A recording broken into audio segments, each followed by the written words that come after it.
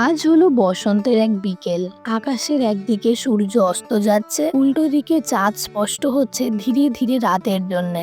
আর সত্যি বলতে বিকেলের এই পরিবেশটা ছাদ থেকে দাঁড়িয়ে দেখতে খুব ভালো লাগে আমার। আজ মামির সাথে মামিদের ছাদে এলাম একটু বিকেলের দিকে। আমার মামা বাড়ির একদম পাশেই একটা পুকুর রয়েছে, যেটা বিকেলে ছাদ থেকে দেখতে আরো সুন্দর লাগছে।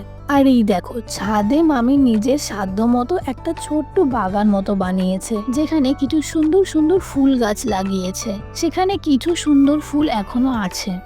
এর নাম হলো নয়নতারা। আর ওই দেখো, নিচে আমার দিদার ঘরের চালে এত লাউ শাক হয়েছে যে এইবার শীতের লাউ শাক আর লাউ কোনোটাই দিদাকে বাজার থেকে কিনতে হয়নি। মামির ফুল গাছগুলোর সব ফুলই প্রায় আমি চিনি আর নামও জানি, কিন্তু এই ফুলটার নাম কিন্তু আমার জানা ছিল না।